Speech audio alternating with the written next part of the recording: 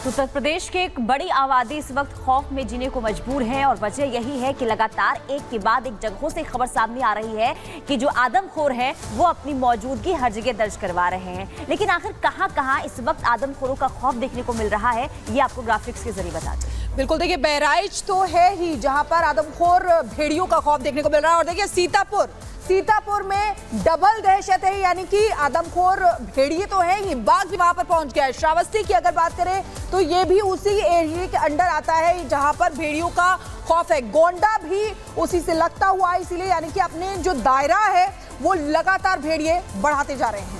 बिल्कुल, बाराबंकी की बात करें, यहाँ पर भी अब दहशत जो है आदमखोरों की देखने को मिल रही है। लखीमपुर में भी हम लगातार खबरें आप तक पहुंचा रहे हैं कि लखीमपुर में भी लगातार बाघ जो है वो दहशत फैलाता हुआ नजर आ रहा है। कुल मिलाकर जो ये दहशत है वो कब तक कम होगा ये कहा नहीं जा सकता, क्योंकि अभी तक पकड़ में ये आदमखोर नहीं आए हैं। बहरहाल अब खबरों में आगे बढ़ते हैं, बात कर लेते हैं छत्तीसगढ़।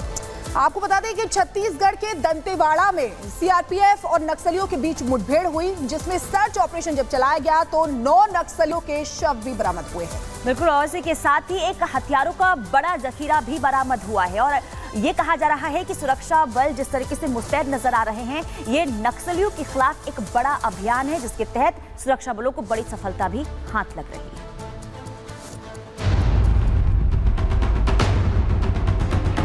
ये तस्वीर सुरक्षा बलों के अदम्य साहस की है। ये तस्वीर नक्सल के बढ़ते फन को कुचलने की है। जी हां, हम बात कर रहे हैं दंतेवाड़ा बीजापुर सीमावर्ती इलाके की, जहां सुरक्षा कर्मियों ने 9 नक्सलियों को मार गिराया। इतना ही नहीं, नक्सलियों के शवों के साथ SLR 303 और 12 बोर के हथियार भी बरामद किए। अभियान के दौरान आज सुबह 10:30 बजे से लगातार अनेक बार सुरक्षा बल और माओवादी के बीच में मुठभेड़ हुई। मुठभेड़ के उपरांत इलाका के सर्चिंग के दौरान 9 वर्दीधारी माओवादी का डेड बॉडी, साथ साथ SLR 303 एवं काफ़ी बड़ी संख्या में आर्म्स एम्युनिशन और नक्सल का दैनिक उपयोग सामग्री और कैंप सामग्री बरामद की गई थे। अब तक कुल 9 माओवादियों का डेड बॉडी सुरक्षा बल द्वारा रिकवर की गई है। आसपास इलाके में अभी भी सर्चिंग जारी है। सुरक्षा बलों को सूचना मिली कि दंतेवाड़ा बीजापुर इलाके में नक्सलियों का झुंड दिखा है। सूचना मिलते ही सुरक्षा बल हरकत में आए और पुलिस की संयुक्त टीम सर्चिंग अभियान पर निकल पड़ी।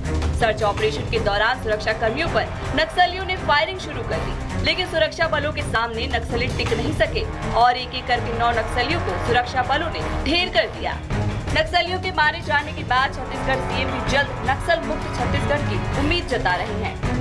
अभी 9 नक्सली मारे गए हैं और इस बहादुरी के लिए हम हमारे बलों का साहस को सलाम करते हैं।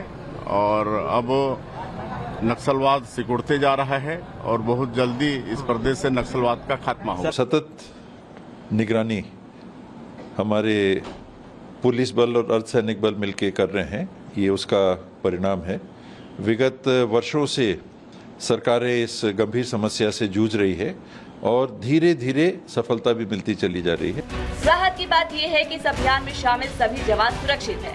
अब सुरक्षा बल आसपास के इलाकों में तलाशी अभियान चला रहे हैं। तलाशी अभियान के दौरान बीजापुर इलाके से 13 नक्सलियों को पकड़ा गया है। Bureau report, Republic Bharat. तो सुरक्षा बलों की तरफ से ये बड़ा अभियान चलाया जा रहा है और नक्सलियों के खिलाफ ये बड़ा अभियान माना भी जा रहा है। बिल्कुल, चलिए अब आगे बढ़ते हैं, नजर डाल लेते हैं 2 मिनट में भारत पर।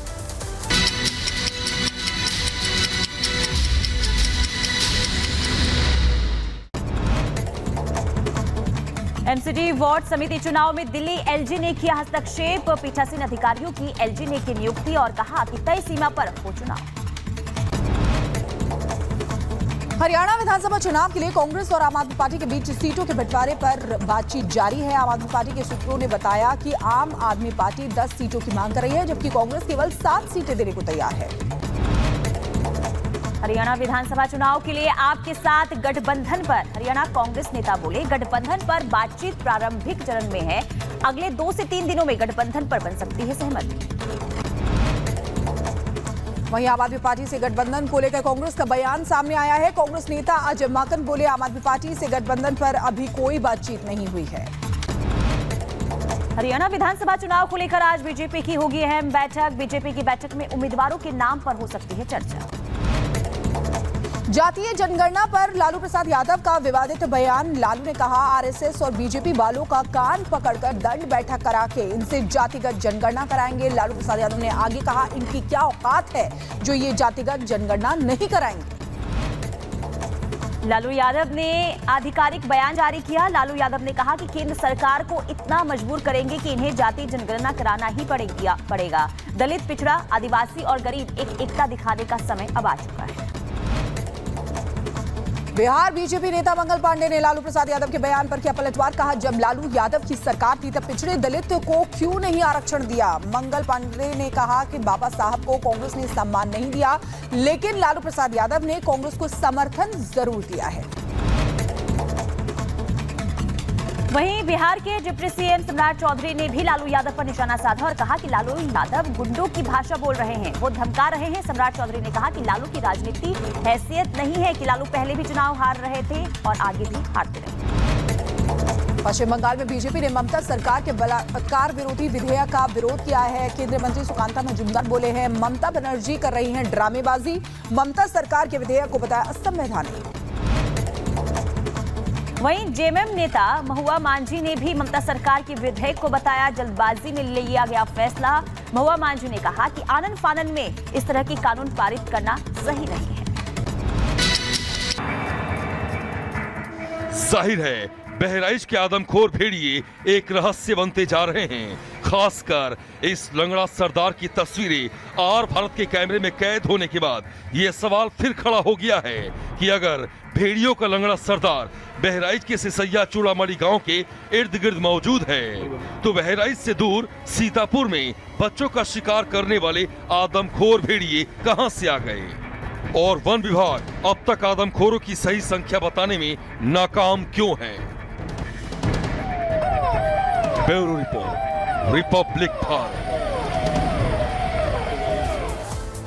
तो खून के प्यासे ये भेड़िए हो चुके हैं, खासतौर से लंगड़ा भेड़िया जो रिपब्लिक भारत के कैमरे में कैद हुआ है, इंसानों की तलाश में निकल रहे हैं। देखिए बहराइच में भेड़ियों को इंसानी खून की लत लग गई है। आदमखोर भेड़िए जंगल की तरफ नहीं जा रहे हैं क्योंकि अब उन्हें इंसानी खून चाहिए। भेड़िए का हर हमला एक नए गांव में हो रहा है, यानी कि अपने शिकार का जो दायरा है वो ये भेड़िए बढ़ा रहे हैं। आदमखोर इंसानी इलाकों में अब आगे बढ़ रहे हैं क्योंकि बच्चों को ये शिकार बनाते हैं।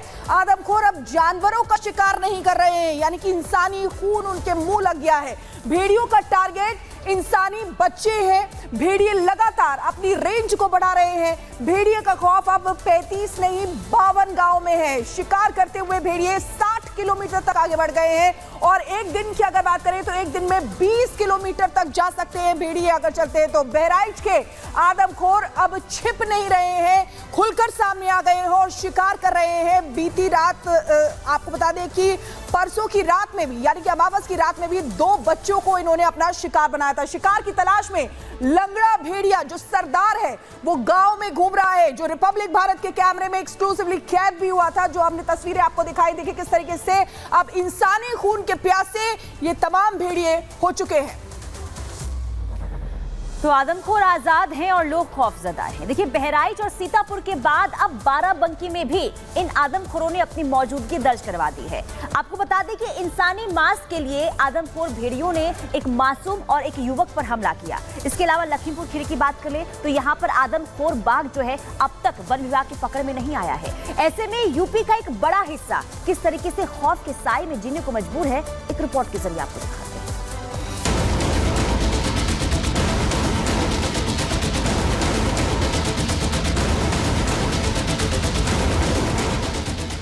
बहराइच के आदमखोर दिन ब दिन खूनखार होते जा रहे हैं। वन विभाग के रेंजर, यूपी पुलिस के जवान और पीएससी की तैनाती के बावजूद आदमखोर रात के अंधेरे में इंसानों का शिकार करने गांव आ रहे हैं। इंसानी खून चख चुके भेड़ियों को इंसानी मांस की ऐसी लत लग गई है कि वो जंगलों की हद भूल गए हैं और अब तो आदमखोर भेड़िए बहराइच और सीतापुर के बाद बाराबंकी में भी लोगों पर हमला कर रहे हैं। बाराबंकी से मिल रही जानकारी के मुताबिक वहां आदमखोर भेड़ियों ने मवेशी चराने गई एक बच्ची और एक युवक पर हमला कर दिया, जिसमें बच्ची बुरी तरह से जख्मी हो गई है। बताया जा रहा है कि भेड़ियों ने पहले बकरी का शिकार करने की कोशिश की, जिसे बचाने की कोशिश में भेड़िए ने बच्ची पर हमला कर दिया और फिर उसे बचाने के क्रम में एक युवक पर। फिलहाल मिल रही जानकारी के मुताबिक बाराबंकी में भेड़िए के हमले से घायल बच्ची और युवक को अस्पताल में भर्ती कराया गया है, जहां बच्ची की हालत गंभीर बताई जा रही है। जाहिर है आदमखोर भेड़िए अब अपने इलाके का दायरा बढ़ा रहे हैं।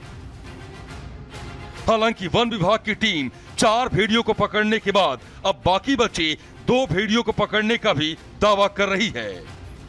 लेकिन रिपब्लिक भारत के कैमरे में कैद हुए भेड़ियों के सरदार की तस्वीर देखने के बाद अब वन विभाग के दावे पर भी सवाल खड़े हो रहे हैं, क्योंकि लंगड़ा भेड़िया न तो वन विभाग के बिछाए जाल में फंस रहा है और न ही वो वन विभाग के लगाए पिंजरे में ही कैद हुआ है, जिसका सीधा सा मतलब है कि लंगड़ा भेड़िया खूंखार होने के साथ साथ चालाक भी है और वो लगातार इसका सबूत भी दे रहा है। भेड़िए के शिकार ज्यादातर मासूम बच्चे बन रहे हैं, क्योंकि बच्चों को दबोचकर भागना भेड़ियों के लिए आसान होता है। दरअसल इसके पीछे भी एक समस्या है, चूंकि बहराइच के ग्रामीण इलाकों में बहुत सारे ऐसे घर हैं जहां गरीबी के चलते लोगों के घरों में दरवाजे नहीं हैं। ग्रामीण बिना दरवाजे के ही घर के अंदर या तो खाट बिछाकर सोते हैं या वो घर के बाहर दरवाजे पर सोते हैं, जिसके चलते गहरी नींद में परिवार के साथ सो रहे बच्चे भेड़ियों के आसान शिकार बन रहे हैं। लेकिन अब आदमखोर भेड़ियों के बढ़ते खतरों ने ग्रामीणों को भी सोचने पर मजबूर कर दिया है। आदमखोर भेड़ियों ने उन घरों में हमला तेज कर दिया है जिन घरों में दरवाजे नहीं हैं। पूरे महसी तहसील में जिन घरों में दरवाजे नहीं हैं वहां पर भेड़ियों ने कई घरों को अपना शिकार बनाया है। ऐसे में पूरे क्षेत्र में दहशत और डर का माहौल है, लोग डरे और सहमे हैं।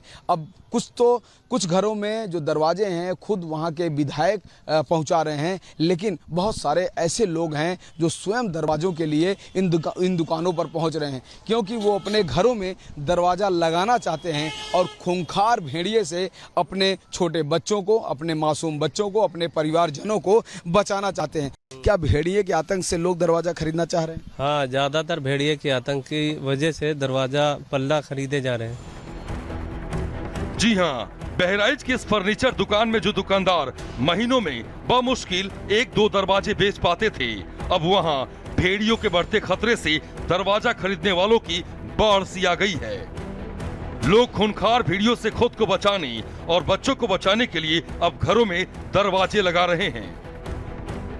भादों का महीना जो होता था इसमें बिल्कुल बिक्री रुक जाती थी, ये भेड़िए की वजह से बिक्री बढ़ गई है। मजबूरी में लगवा रहे हैं कि अगर घर बंद नहीं रहेगा तो भेड़िया आकर हमला कर देगा, बच्चे खा लेगा, कोई नुकसान हो जाएगा।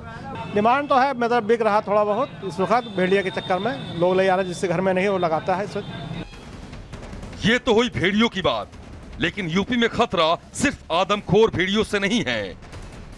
लखीमपुर और सीतापुर में आदमखोर बाघ के दहशत ने भी लोगों को बेचैन कर दिया है।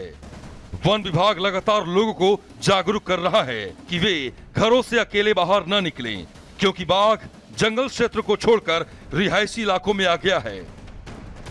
प्रशासन के द्वारा कुछ इस तरीके से सूचना प्रसारित की जा रही है और लोगों को सूचित करने के साथ साथ यहाँ पर सावधानी बरतने के लिए भी कहा जा रहा है कि आप घर से बाहर किसी के बिना ना निकले, यानी कि आप अकेले तो बिल्कुल भी ना निकले। अगर आपको बाहर निकलना है तो आप ग्रुप्स में निकलें।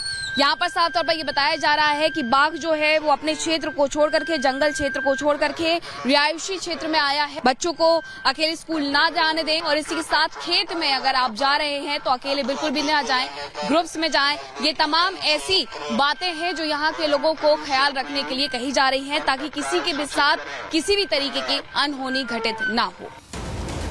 वहीं लखीमपुर और सीतापुर